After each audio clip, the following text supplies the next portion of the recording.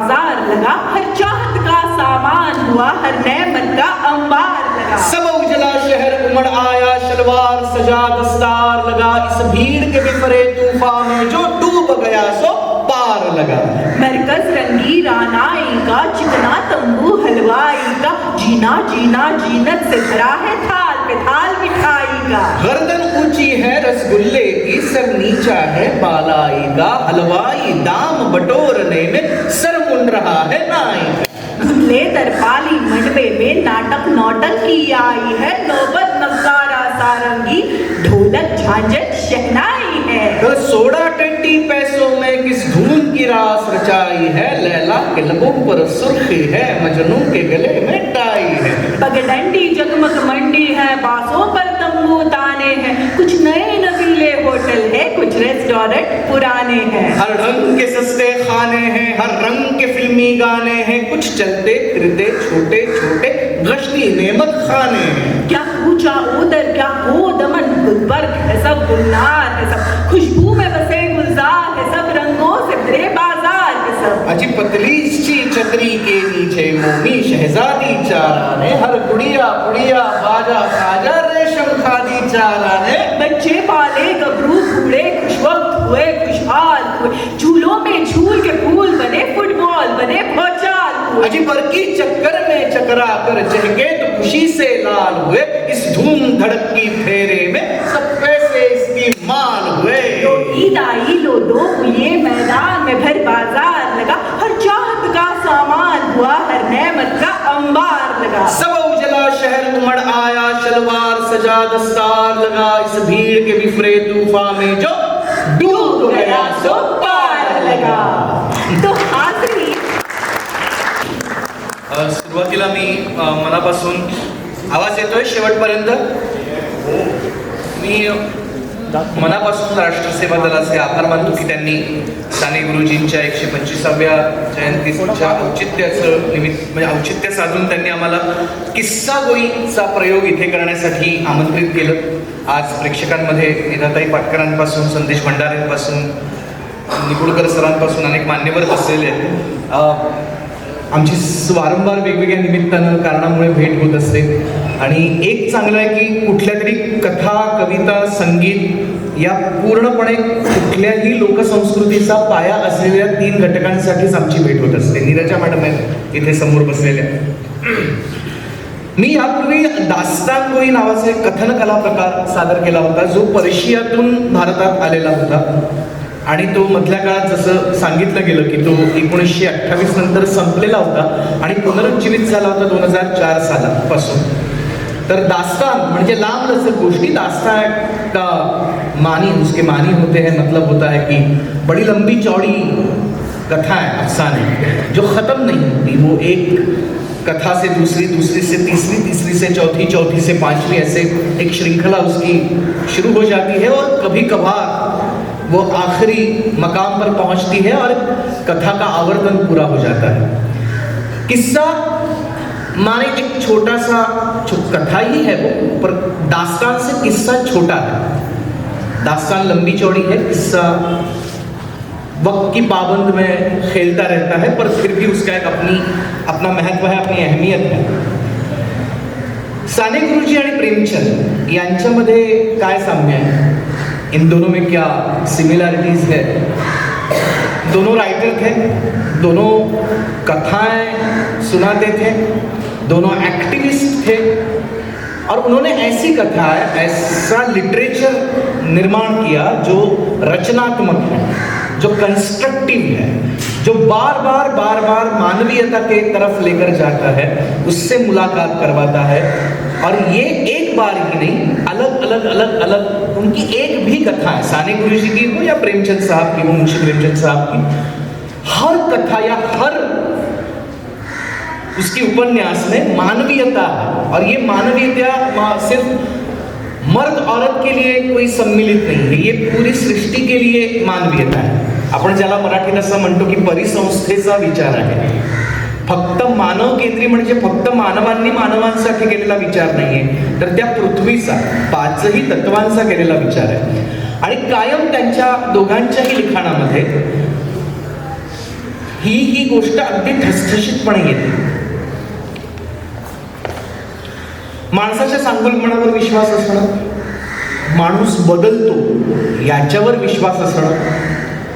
आत्ताच्या काळात कदाचित आपल्याला एखादी गोष्ट त्यांची ऐकताना मेलोड्रामॅटिक वाटेल, पण आपण आता अशा टप्प्यावर येऊन थांबलेलो आहोत की इतकं सगळं कोरडं झालंय का वाळू, इतकं वाळवंट झालंय का की आपल्याला ओलाव्याच्या गोष्टी मेलोड्रामॅटिक वाटतील. हा प्रश्न या कथा वाचून ऐकून आज घडीला कोणालाही पडावा असं काहीतरी त्या कथांमध्ये आहे. आज आम्ही जो प्रयोग सादर करणार आहोत, आज जो हम कथा आपको सुनाने वाले हैं वो है ईदगाह. मुंशी प्रेमचंद साहब की बड़ी मशहूर कथा है, ये अफसाना है और एक बच्चे की कहानी है, मासूमियत की कहानी है. और मैं बताना चाहूँगा कि इस कथा का आज हम पहली बार खेल करने जा रहे हैं. आज ये कथा आपके सामने पहली बार खेली जाएगी और देखते हैं आगे कैसा मकाम हासिल करती है, पता नहीं.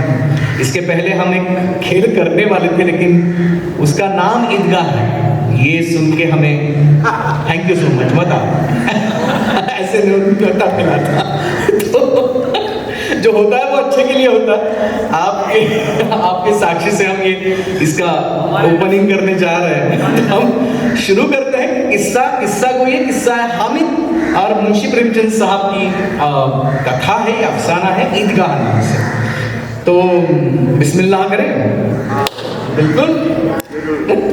लो ईद आई लो दो पुलिये, मैदान में फिर बाजार लगा, हर चाहत का सामान हुआ, हर नेमत का अंबार लगा. सब उजला शहर उमड़ आया, शलवार सजा दस्तार लगा, इस भीड़ के बिफरे तूफान में जो डूब गया सो पार लगा. मरकज रंगी रानाई का, चिकना तंबू हलवाई का, जीना जीना जीनत से भरा है थाल पे थाल मिठाई का. गर्दन ऊंची है रसगुल्ले की, सर नीचा है बालाई का, हलवाई दाम बटोरने में सर मुंड रहा है नाई. धुंधले तरपाली मंडपे में नाटक नौटंकी आई है, नौबत नगारा सारंगी, ढोलक झांझट शहनाई है. तो सोडा टेंटी पैसों में किस धून की रास रचाई है, लैला के लबों पर सुर्खी है, मजनू के गले में टाई है. पगडंडी जगमग मंडी है, बासों पर तंबू ताने हैं, कुछ नए नवीले होटल है, कुछ रेस्टोरेंट पुराने हैं. हर ढंग के सस्ते खाने हैं, हर रंग के फिल्मी गाने हैं, कुछ चलते फिरते छोटे छोटे गश्ती नेमत खाने हैं. क्या पूछा उधर क्या हो दमन, गुलबर्ग है सब, गुलनार है सब, खुशबू में बसे गुलजार है सब, रंगों से भरे बाजार है सब. अजी पतली सी छतरी के नीचे मोमी शहजादी चाराने, हर गुड़िया गुड़िया बाजा साजा रेशम खादी चाराने. बच्चे पाले गबरू बूढ़े खुश वक्त हुए खुशहाल हुए, झूलों में झूल के फूल बने, फुटबॉल बने भौचाल हुए. अजी बरकी चक्कर में चकरा कर चहके तो खुशी से लाल हुए, इस धूम धड़क की फेरे में सब पैसे इसकी माल हुए. तो ईद आई लो दो पुलिये, मैदान में भर बाजार लगा, हर चाहत का सामान हुआ, हर नेमत का अंबार लगा. सब उजला शहर उमड़ आया, शलवार सजा दस्तार लगा, इस भीड़ के बिफरे तूफान में जो डूब गया सो पार लगा. तो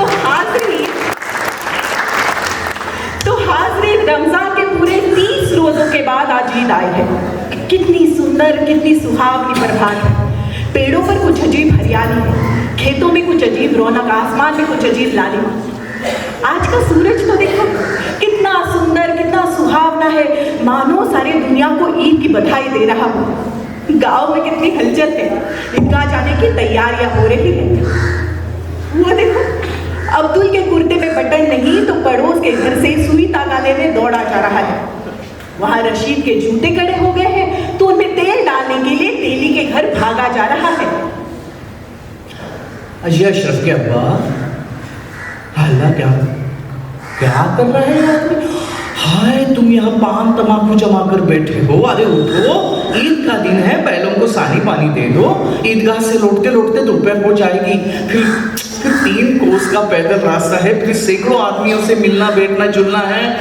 अरे उठो ना, मेरा मुंह क्यों ताकते बैठाई, मैं क्या करूँ इस आदमी का. अल्लाह बड़े बूढ़ों की ये भागा दौड़ी और बच्चे उनके खुशी का तो ठिकाना ही नहीं। किसी ने सिर्फ एक रोजा रखा है, वो भी दोपहर का, किसी ने वो भी नहीं। लेकिन ईदगाह जाने की खुशी उनके हक की चीज है। हाँ, रोजे होते होंगे बड़े बूढ़ों के लिए, इनके लिए तो ईद है।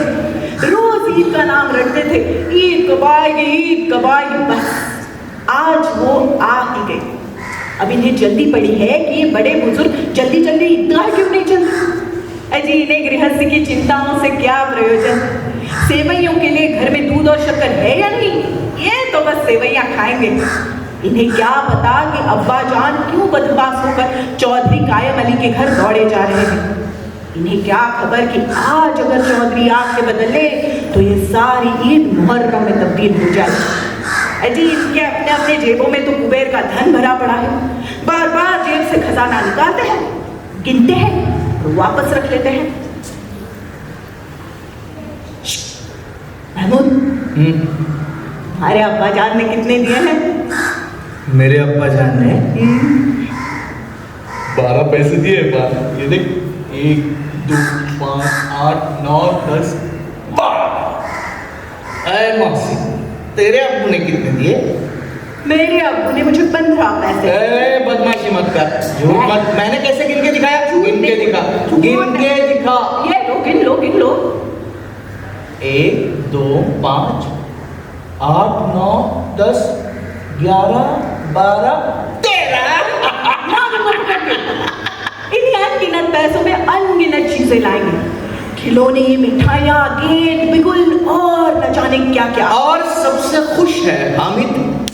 अरे हामिद, वही वो गरीब सूरत दुबला पतला लड़का जिसका बाप गत वर्ष हैजे की भेंट हो गया और माँ ना जाने क्यों पीली होते होते एक दिन अल्लाह को प्यारी हो गई।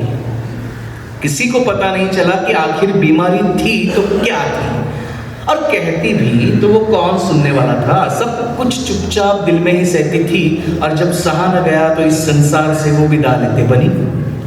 हमारे बहुत एक बड़े अच्छे मशहूर शायर हैं नज़ीर अकबर आबादी साहब। उन्होंने क्या खूब फरमाया है, अर्ज किया है कि सब ठाठ पड़ा रह जाएगा जब लाद चलेगा बंजारा, धन दौलत नाती पोता क्या एक कुनबा काम न आएगा। सब ठाठ पड़ा रह जाएगा जब लाद चलेगा बंजारा। अब हामिद अपनी बूढ़ी दादी अमीना की गोद में सोता है। अमीना उसकी दादी उसे हर दम कहती है, बेटा तुम्हारे अब्बा जान बहुत सारे पैसे कमाने के लिए गए हैं और अम्मी जान अल्लाह मियाँ के घर से तुम्हारे लिए बड़ी अच्छी अच्छी चीजें लाने के लिए गई। अब बच्चों की उम्मीद तो क्या कहने, वो तो ऐसी चीज है जो शब्दों में तो बयान नहीं की जा सकती। हमारे बशीर बद्र साहब क्या खूब फरमाते हैं कि उड़ने तो परिंदों को अभी शौक हवा में है, फिर लौटकर बचपन के जमाने नहीं आते। हम इनके पाँव में जूते नहीं हैं, सर पर एक पुरानी दुरानी टोपी है जिसका गोटा काला पड़ चुका है, लेकिन फिर भी वो बहुत खुश है। जब उसके अब्बा जान थैली भर भर कर पैसे कमा कर घर ले आएंगे और अब अम्मी जान अल्लाह मियाँ के घर से अच्छी अच्छी चीजें लेकर आएगी, तो वो दिल के सारे अरमान पूरे कर देगा। वो देखो उसकी दादी अमीना, जिसे वो अम्मा कहता है, वो कैसी अपनी झोपड़ी में एक कोने में बैठकर चुपचाप बिना आवाज किए रो रही है। अजीब का दिन है और इस घर में दाना तक नहीं। क्या आबिद होता तो इसी तरह ईद आती और चली जाती। किसने बुलाया था इस निकोड़ी ईद को? इस घर में उसका क्या काम? अम्मा, अम्मा, मैं ईदगाह जाऊँ? मेरे सारे दोस्त ईदगाह जा रहे हैं, मैं जाऊँ उनके साथ? तुम बिल्कुल चिंता मत करना, मैं अल्लाह मियाँ की कसम मैं सबसे पहले लौट आऊँगा। जाओ ना। गांव के सारे बच्चे अपने अपने वालिदों के साथ ईदगाह जा रहे हैं। हामिद का वालिद अमीना के सिवा और कौन है? उसे ऐसे मेले में अकेले कैसे जाने दे? उस भीड़ भाड़ में बच्चा कहीं खो जाए तो? अल्लाह, ना बाबा, उसे यूँ अकेला ना जाने दो। 3 कोस का पैदल रास्ता, चलेगा कैसे? पैर में छाले पड़ जाएंगे, जूते भी तो नहीं है उसके पास। अगर मैं होती तो थोड़ी थोड़ी देर बाद उसे गोद ले लेती, लेकिन फिर यहाँ सेवैया कौन पकाएगा? अगर पैसे होते तो चटपट सामान लेके झटपट बना देती। उस दिन फहमीन के कपड़े सिले थे, 8 आने पैसे मिले थे। उस अठन्नी को ईमान की तरह बचाती आई थी इसी ईद के लिए। लेकिन कल वालिद सर पर सवार हो गई तो क्या करती?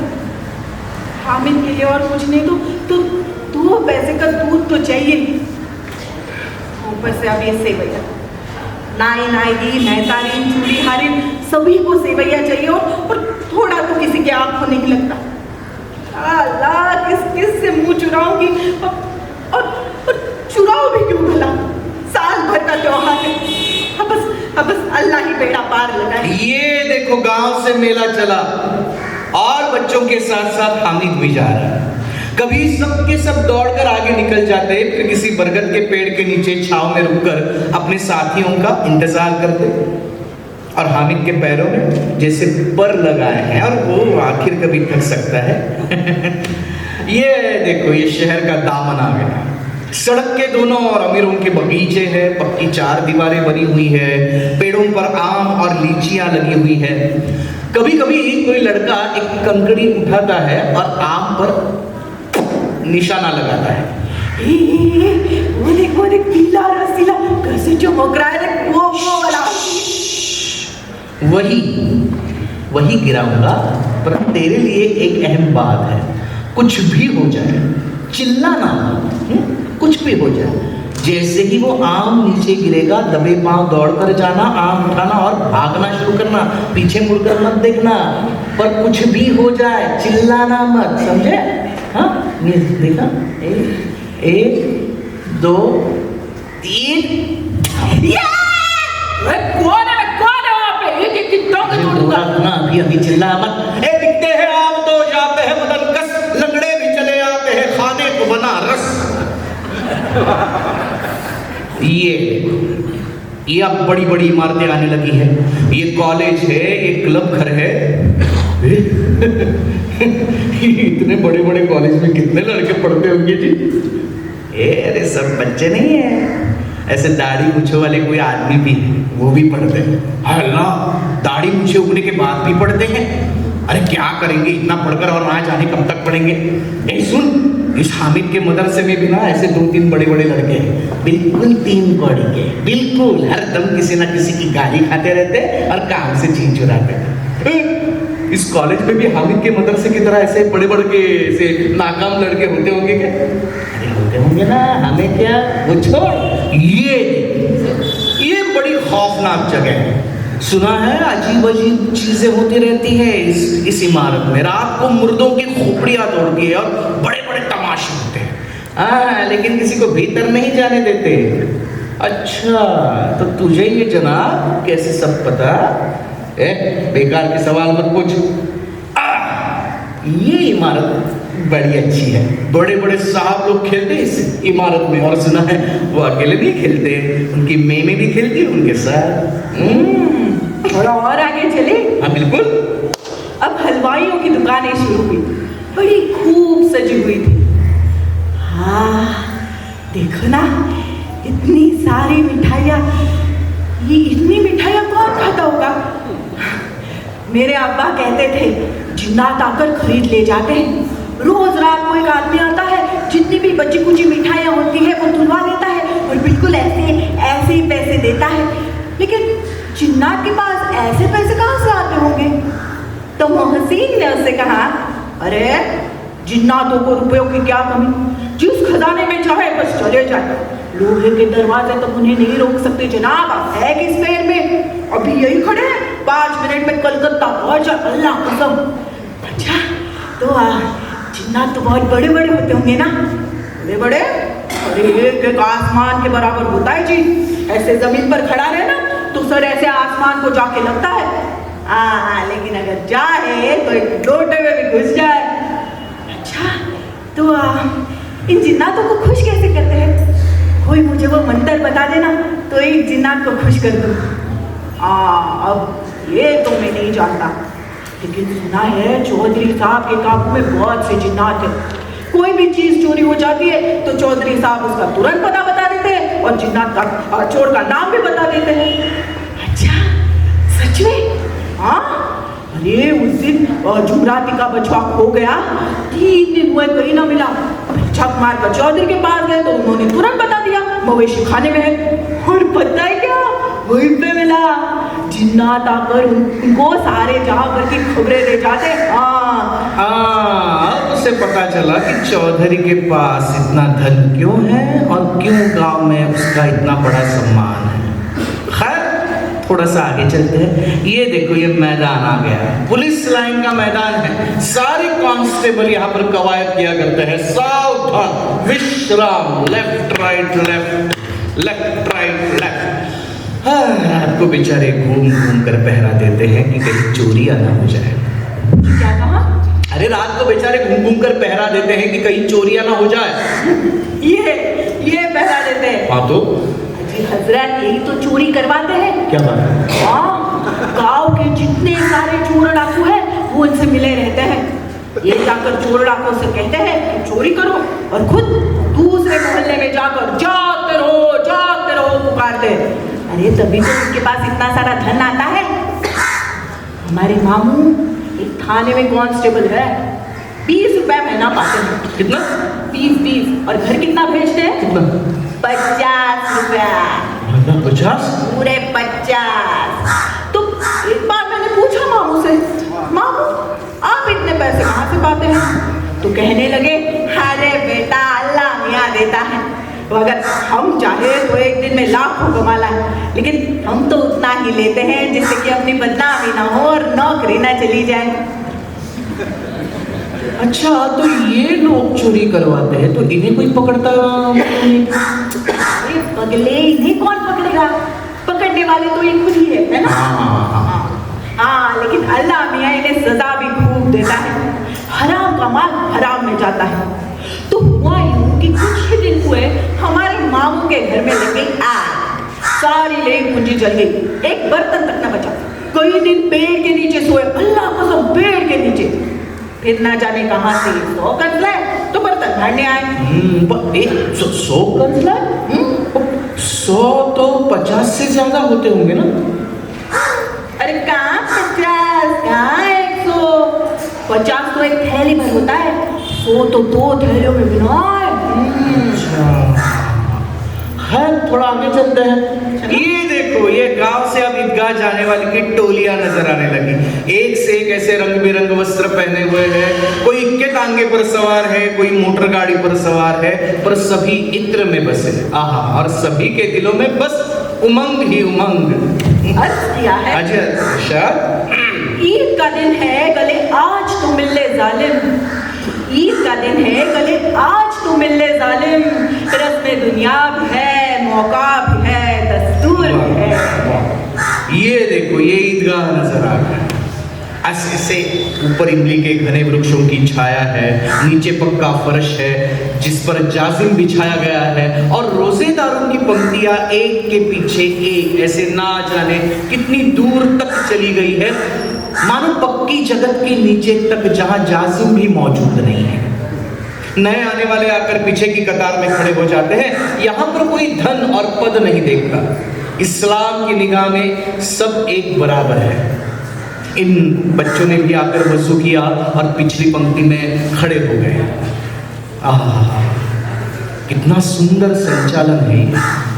लाखों सिर एक साथ सिजदे में झुक जाते हैं, फिर सब के सब एक साथ बराबर खड़े हो जाते हैं, फिर सब के सब एक साथ झुकते हैं और सब के सब फिर घुटनों पर बैठ जाते हैं। मानो बिजली की लाखों बत्तियां एक साथ प्रदीप्त हो और एक साथ बुझ जाए, और यही क्रिया चलती रहे। कितना अपूर्व दृश्य है, जिनकी सामूहिक क्रिया विस्तार से भर देती है। मानो भाईचारे का एक सूत्र इन समस्त रूहों को एक लड़ी में पिरोए हुए है। अल्लाहु अकबर, अल्लाहु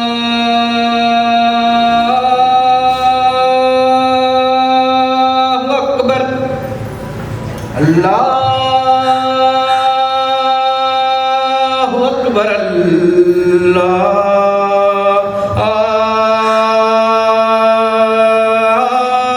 अकबर,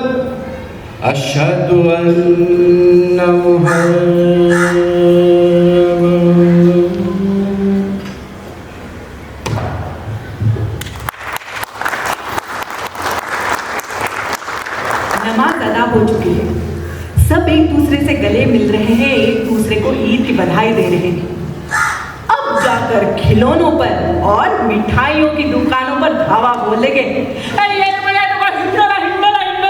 पैसा देकर चढ़ जाओ, कभी आसमान में जाते हुए मालूम होंगे, कभी जमीन पे गिरते हुए। चरकी चरकी चरकी चरकी, हाथी घोड़े ऊंट, हाथी घोड़े ऊंट, एक पैसे में 25 चक्कर, एक पैसे में 25 चक्कर। महमूद, नूरे, सम्मी सब के सब इन ऊँटों पर और हाथियों पर बैठते हैं। हामिद अकेला दूर खड़ा है, 3 ही तो पैसा है उसके पास। अपनी कोष का 1/3 वो जरा सा चक्कर खाने के लिए नहीं दे सकता। अब सब चरखियों से उतरते हैं, अब वे लेंगे खिलौने। ये देखो, इस तरफ दुकानें ऐसी कतार में लगी हुई है, तरह तरह के खिलौने बिछाए हुए हैं। सिपाही और वकील, राजा, बिश्ती, धोबी, साधु, नाई। महमूद को पसंद आता है सिपाही, खाकी वर्दी, लाल पगड़ी वाला, कंधे पर ऐसे बंदूक रखा हुआ है। उसे देखकर लगता है कि मानो अभी अभी किसी मैदान से कवायद किए चला रहा है। तो मोहसिन को पसंद आ गया बिश्ती, उसकी कमर ऐसी झुकी हुई है, ऊपर मशक रखे हुए हैं, मशक का मुंह एक हाथ से पकड़ा हुआ है। उसको देखकर ऐसे लगता है कि शायद कोई गीत गाना गा रहा है। नाव चली, नानी की नाव चली, नीना के नानी की नाव चली, लंबे सफर पे सामान घर से निकाले गए, इधर उधर से निकाले गए, नानी के नाव में डाले गए। क्या क्या डाले गए? एक छड़ी, एक छड़ी, एक लारू, एक झाड़ू, एक संग, एक बंदूक, एक सलवार, एक तलवार, एक घोड़े की जिन, एक ढोलक की जिन, एक घोड़े की नाक, एक जीवर का जाल, एक लहसुन, एक कानू, एक तोता, एक भालू, एक डोरा, एक बोरी, एक डोरा, एक कटोरी, एक अंडा, एक हंडा, एक डंडा, एक डंडा, एक केला, एक आम, एक कच्चा और टोकरी में एक बिल्ली का बच्चा। मगर फिर क्या हुआ? फिर एक मगर ने पीछा किया, नानी की नाव का पीछा किया, नीना के नानी की नाव का पीछा किया। फिर क्या हुआ? फिर चुपके से पीछे से ऊपर से नीचे से एक एक सामान खींच लिया। क्या क्या खींच लिया? एक बिल्ली का बच्चा, एक केला, एक आम, एक पक्का, एक कच्चा, एक अंडा, एक हंडा, एक झंडा, एक डंडा, एक बोरी, एक बोरा, एक डोरी, एक डोरा, एक तोता, एक भालू, एक लहसुन, एक आलू, एक जीवन का जाल, एक घोड़े की नाक, एक ढोलक, एक बिन, एक घोड़े की जिन, एक तलवार, एक सलवार, एक बंदूक, एक संदूक, एक लाडू, एक झाड़ू, एक छड़ी, एक घड़ी। मगर नानी क्या कर रही थी? नानी थी बेचारी बूढ़ी बहरी, नानी थी बेचारी बूढ़ी बहरी, नीना की नानी थी बूढ़ी बहरी। नानी की नींद थी इतनी गहरी, कितनी गहरी, कितनी गहरी, दरिया से गहरी, 3 दोपहरी। रात की रानी, ठंडा पानी, गरम मसाला, पेट में डाला 16.5, 15 दूना 30, दिया पे डाली, चौके 7, 12, 75, 7, पिछलन 8, 20, नंबर 25,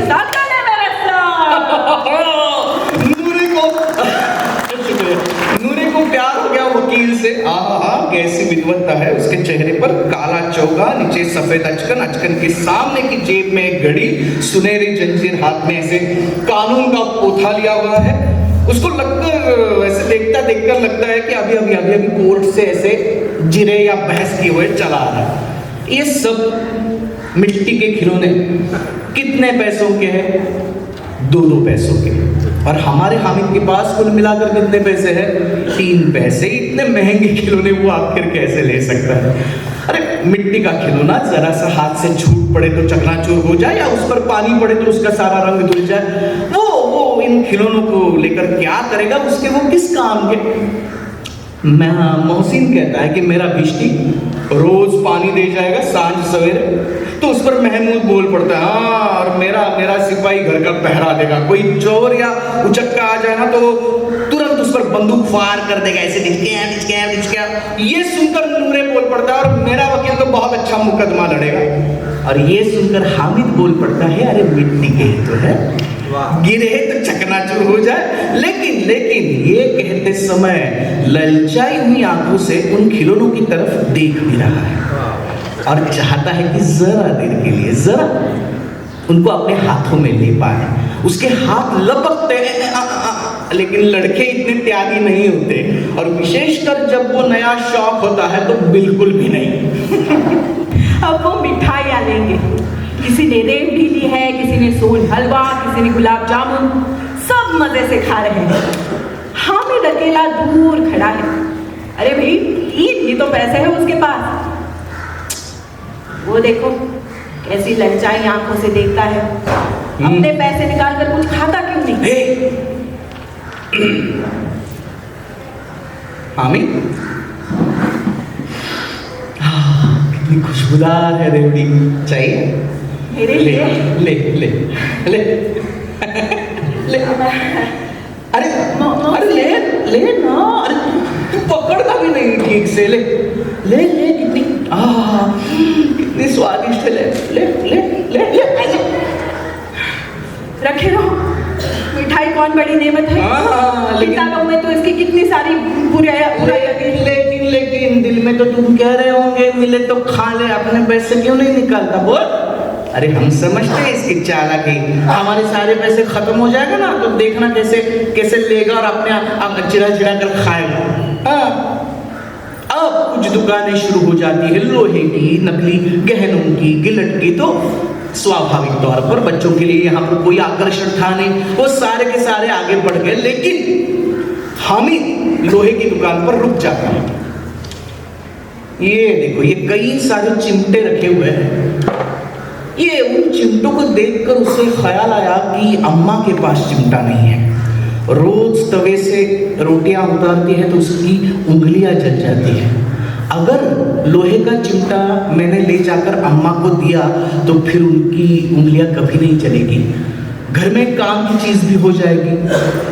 खिलौनों से क्या फायदा, बेकार में पैसे खर्च होते हैं, जरा देर की ही तो खुशी मिलती है, फिर तो खिलौनों को आंख उठाकर तक कोई देखता नहीं। लेकिन लोहा और ये लोहे का चिमटा कितने काम की चीज है। रोटियां ऐसे तवे से उतार लो, चूल्हे में सेक लो, कोई आग मांगने आए तो चटपट चटपट आग निकाल कर उन्हें दे दो। अम्मा बेचारी को कहाँ फुर्सत है कि वो बाजार जाए, और उससे उसके पास पैसे भी कहाँ रहते हैं। ये देखो कितने लालची है सारे के सारे, सब के सब शबीर पर शरबत पी रहे हैं। अरे इतनी मिठाई वाली मुझे किसी ने एक भी नहीं, और ऊपर से कहते हैं मेरा ये काम करो, मेरा वो काम करो, मेरे साथ आके खेलो। अब अगर कोई काम बोलने आएगा ना तो दिखा दूंगा। खाए मिठाइयाँ, आप ही का मुंह सड़ेगा, थोड़ी खुशियाँ निकलेगी, आपकी जबान चटोरी हो जाएगी, फिर घर से पैसे चुराएंगे और मार खाएंगे। ये मैं नहीं कह रहा, किताबों में झूठी बातें थोड़ी लिखी जाती है, मैं नहीं कह रहा। लेकिन अम्मा चिमटा देखते ही दौड़ेगी, मेरे हाथ से लेगी और कहेगी कि मेरा बेटा मेरे लिए चिमटा लाया है। फिर अड़ोस पड़ोस की औरतों को दिखाएगी, धीरे धीरे गांव में चर्चा होने लगेगी, सुना हामिद इतना सा बच्चा अपनी दादी के लिए चिमटा लेकर आया। अच्छा, हाँ, कितना समझदार लड़का है। हाँ? नहीं तो हमारे यहाँ हम मर गए तो भी कोई पूछने वाला नहीं। ऐसे कहते हैं कि बड़ों की दुआएं सीधे अल्लाह के दरबार में पहुंचती है और तुरंत सुनी भी जाती है। इन बच्चों के मिट्टी के खिलौने के लिए इन्हें कौन दुआएं देगा?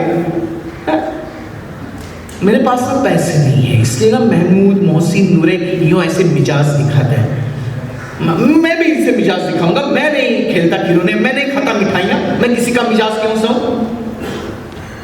आखिर बच्चे क्या देख रहा है? ये चिमटा कितने का दिया? तुम्हारे काम का नहीं है। क्यों, बिकाऊ नहीं है क्या? बिकाऊ ना होता तो लाद लाते का। तो बताते क्यों नहीं क्या पैसे का? 6 पैसे लगेंगे। कितने? 6। नहीं, ठीक बताओ। चलो ठीक 5 पैसे लगेंगे। देखो लेना है तो लो, नहीं तो चल देखो, चलो।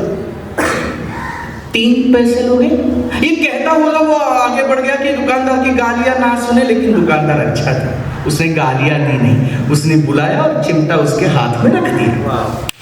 हामिद ने उस चिमटे को कांधे पे ऐसे रखा मानो कोई बंदूक हो, और अकड़ता हुआ अपने संगियों के पास आया। जरा देखे तो सबके सब क्या क्या आलोचनाएं करते हैं। तो मोहसिन ने हंसकर उससे कहा, अरे पगले, ये चिमटा क्यों उठा लाया? तो हामिद ने उस चिमटे को जमीन पर पटका और कहा, अच्छा अपना बिजली तो पटक कर दिखाओ, सारी कुफलियां चूर चूर हो जाएंगी बच्चा की। हाँ, तो ये चिमटा क्या कोई खिलौना है? क्यों नहीं है?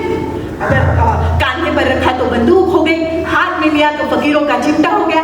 अगर मैं चाहूँ ना तो इसे मजीरे का काम भी ले सकता हूँ।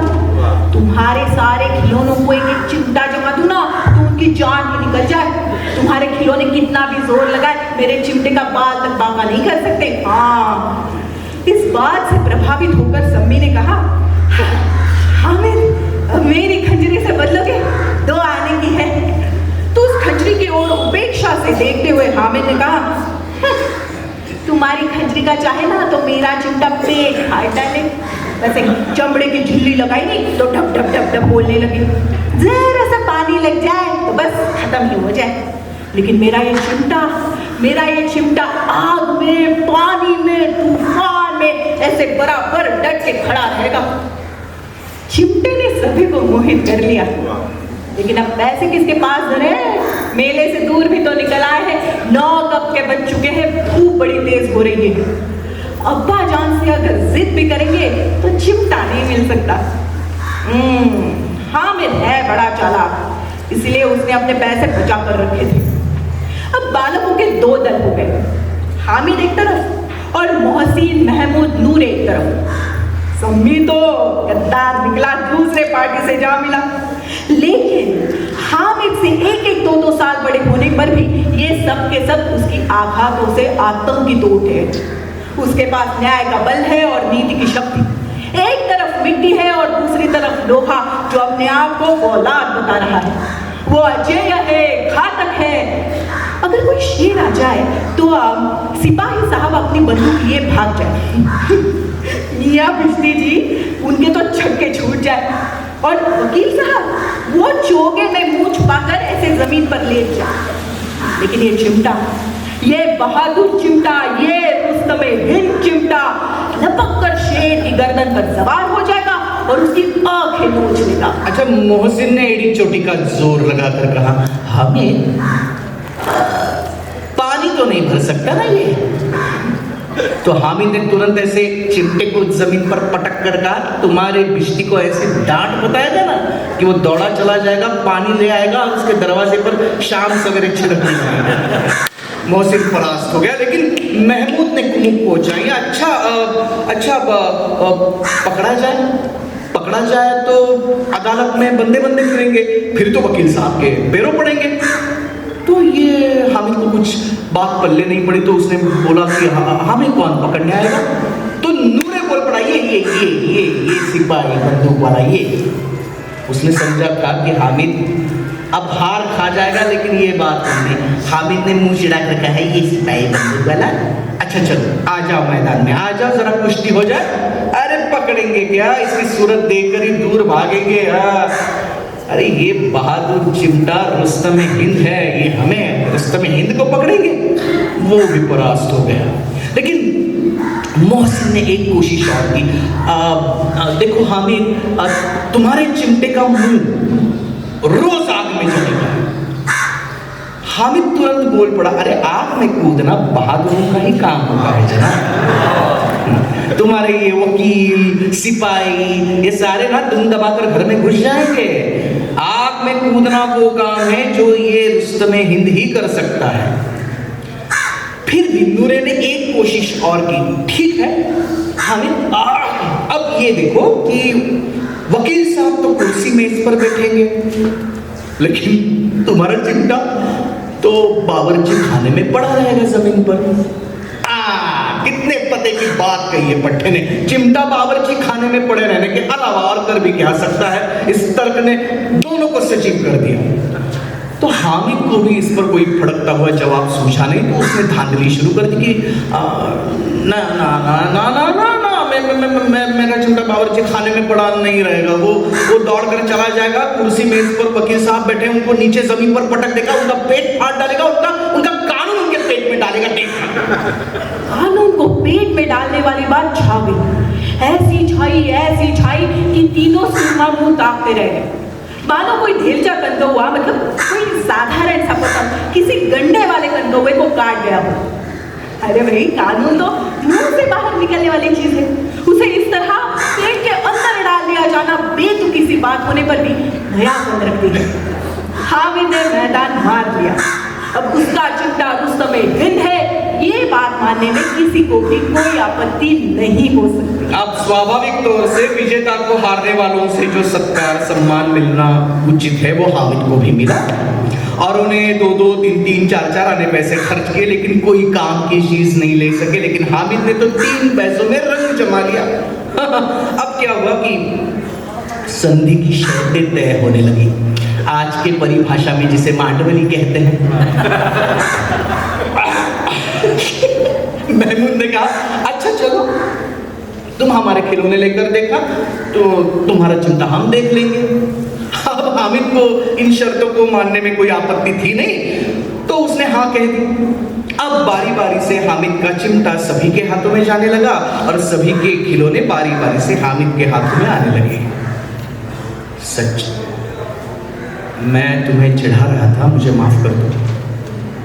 भला ये चिमटा इन खिलौनों की क्या बराबरी करेगा? ये कितने नाजुक है, कितने सजीव है, लगता है कि अब बोल पड़े। मुझे सच में माफ कर दो, मुझे ऐसे नहीं कहना चाहिए था। लेकिन मोहसिन की पार्टी को इस दिलासे से कोई समाधान नहीं हुआ।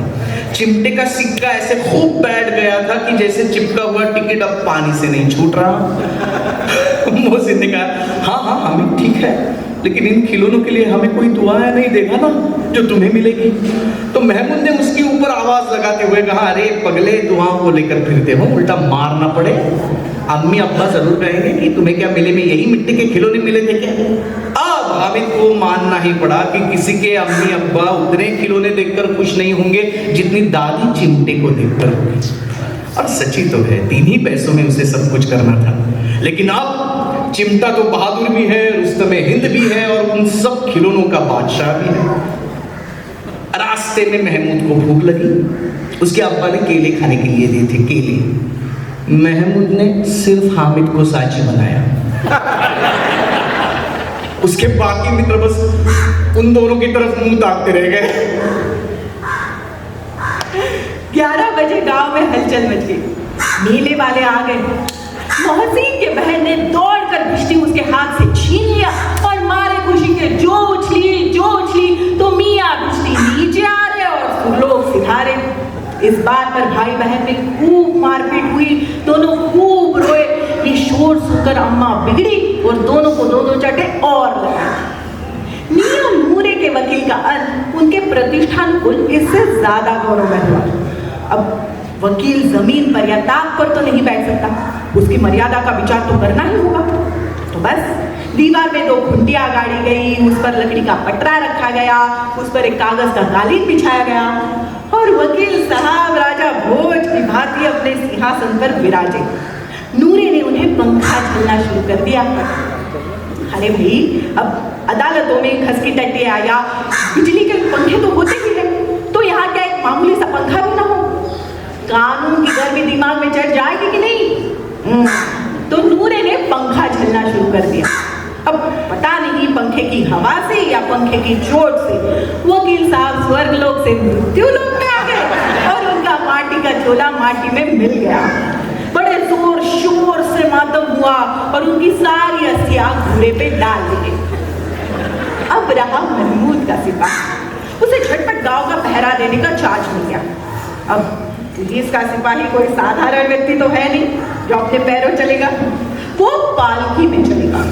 तो एक टोकरी आ गई, उसमें कुछ पुराने धुराने लाल रंग के छितड़े बिछाए गए और उस पर आराम से सिपाही साहब अपनी बंदूक लिए लेट गए। महमूद ने टोकरी उठाई, अपने घर के चक्कर लगाने लगा और उसके दोनों छोटे भाई उसकी तरफ से छोने वाले जब्त लो पुकारने लगे। लेकिन रात तो अंधेरी होनी चाहिए, है ना? तो महमूद को ठोकर लगी, टोकरी छूटकर उसके हाथ से नीचे गिर गई और आ गया सिपाही साहब के एक टांग में विकार। मियां महमूद को आज ज्ञात हुआ कि वो एक बड़ा ही अच्छा डॉक्टर है। उसे एक ऐसी दवा मिल गई है जिससे वो टूटी टांग आनन फानन जोड़ सकता है। केवल गूलर का दूध चाहिए। बस गूलर का दूध आ गया, टूटी हुई टांग जोड़ दी गई। लेकिन सिपाही साहब को जो ही खड़ा कर दिया गया, टांग ने जवाब दे दिया। शल्य क्रिया असफल हुई, ऑपरेशन अनसक्सेसफुल। तो बस अब उसकी दूसरी टांग भी तोड़ दी गई। अब कम से कम एक जगह पर वो आराम से बैठ तो सकता है। अब वो सिपाही सन्यासी हो गया है। उसके सिर का झालरदार साफा खुरच दिया गया है। उसका जितना रूपांतर चाहे कर सकते हो। अरे भाई, अब कभी कभी वो देवता भी बन जाता है। अब मियां हामिद का क्या हाल हुआ वो भी सुन लीजिए। वो लौटा तब उसकी आवाज सुनकर अमीना दौड़कर चली गई, उसको गोद में उठाया और वो प्यार करने लगी। अचानक उसके हाथ में चिमटा देखकर वो चौंक पड़ी। हाँ, ये चिमटा कहाँ था? मैंने मोल लिया। क्या पैसे में? 3 पैसे दिए। अल्लाह, क्या ना समझ लड़का है। दोपहर हो गई, कुछ खाया ना पिया, लाया क्या तू ये चिमटा? अरे सारे मेले में तुझे कोई और चीज ना मिली थी जो एक चिमटा उठा लाया? और तुम्हारी उंगलियां जलते तवे से जलती थी ना, इसलिए मैंने उसे मोल लिया तुम्हारे लिए। बस ये सुनकर अमीना का क्रोध तुरंत स्नेह में, प्यार में बदल गया। और प्यार वो प्यार नहीं जो मैच्योर्ड होता है या प्रगल्भ होता है और अपनी सारी कसक शब्दों में बिखेर देता है। वो मौन रह गई, खूब ठोस रस और स्वाद से भरा हुआ मौन। इस बच्चे में कितना त्याग, कितना विवेक, कितना सद्भाव है। औरों को मेले में मिठाइयाँ खाते हुए देखकर या खिलौनों लेते हुए देखकर इसका जी कितना ललचाया होगा, पर उसे वहां पर भी अपनी बुढ़िया दादी की याद बनी रही। इतना जब्त इसे हुआ कैसे? और अब एक वहां बड़ी विचित्र सी बात हो गई।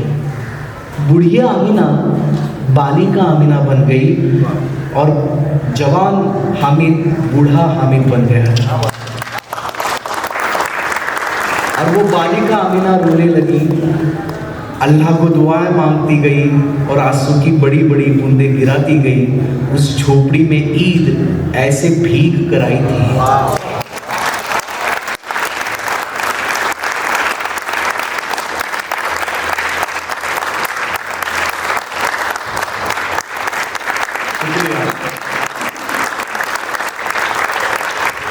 ये तालियां मुंशी प्रेमचंद साहब के लिए है। ये उनका है सब कुछ, हमारा कुछ नहीं